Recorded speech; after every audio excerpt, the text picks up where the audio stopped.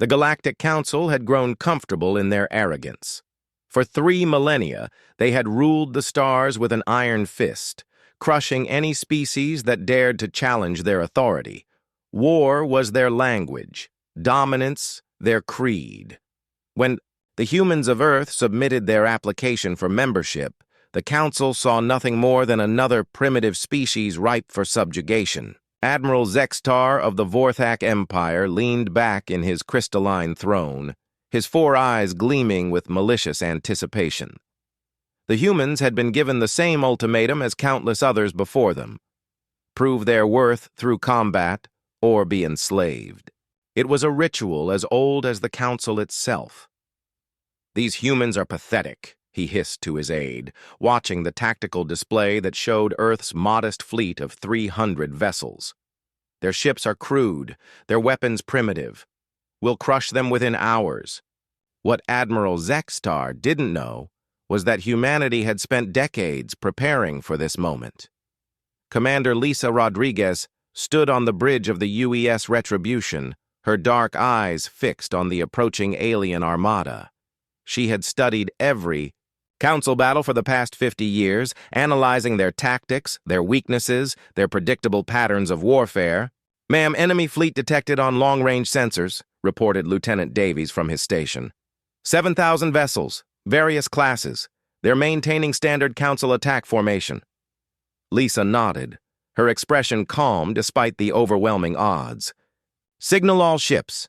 Execute Protocol Omega." The Protocol Omega wasn't just a battle plan. It was humanity's answer to 3,000 years of galactic tyranny. While the Council had grown comfortable with their superiority, humans had spent decades reverse engineering captured alien technology, improving upon it with their characteristic ingenuity and ruthless efficiency. As the Council fleet approached Earth's defensive perimeter, they expected the humans to cower behind their planet's gravity well, as so many species had done before. Instead, the human fleet suddenly dispersed into seemingly chaotic formations, ships scattering across the solar system like startled insects. "Cowards!" roared Admiral Zextar. "They flee before we even engage. Begin pursuit protocols. We'll hunt them down one by one." But Commander Rodriguez had studied the psychological profiles of every Council species. She knew their arrogance, their need to dominate, their inability to recognize a trap even when it was closing around them. The human fleet wasn't fleeing. They were hurting. The first indication that something was wrong came when the Council's forward scouts began disappearing.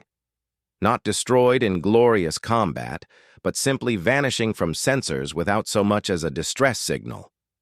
The humans had weaponized quantum entanglement, creating torpedoes that existed in multiple dimensions simultaneously, bypassing shields and armor as if they were illusions. Admiral Zextar's confidence began to waver as his fleet's formation started to fragment. The humans weren't following any recognizable battle doctrine. They fought like nothing the Council had encountered before, unpredictable, adaptive, seemingly everywhere at once. "Sir," his tactical officer reported, voice trembling, "we're reading massive energy signatures throughout the system.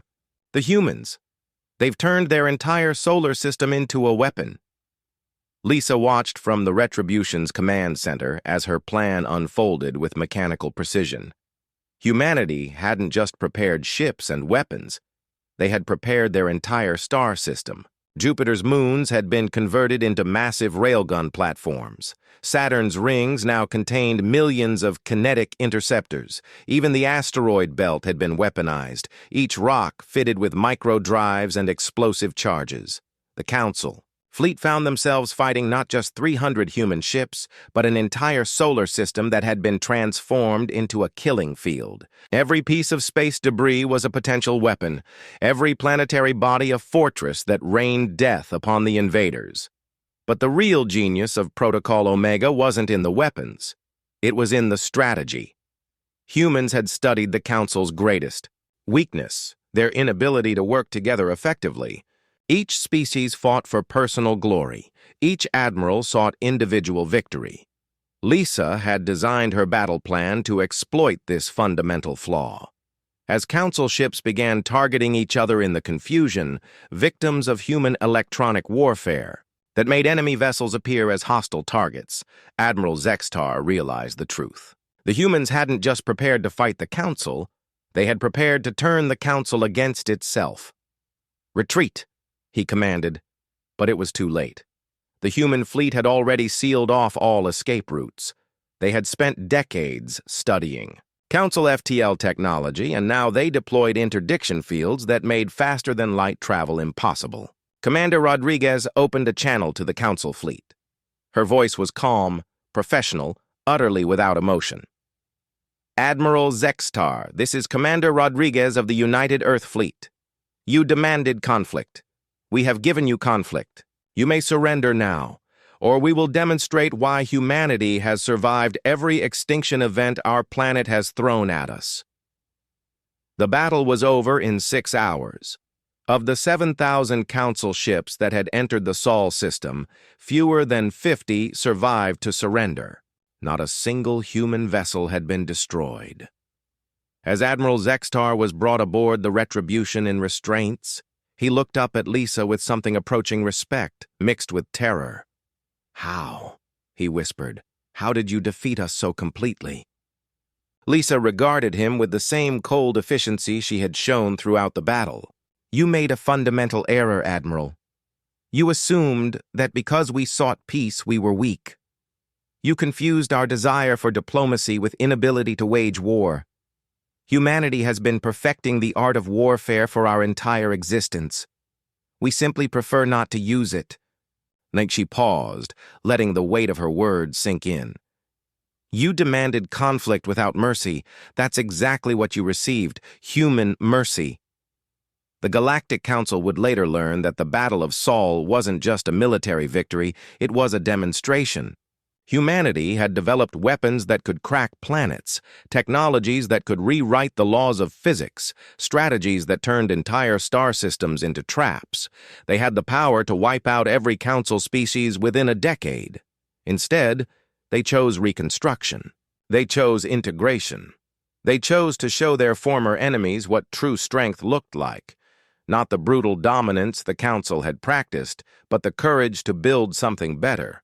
Admiral Zextar would spend the rest of his life trying to understand how a species capable of such devastating warfare had instead chosen to heal the galaxy they could have conquered. He never did figure it out. Perhaps that's what made humans truly terrifying to the old galactic order. They possessed the power to destroy everything, and instead chose to save it all.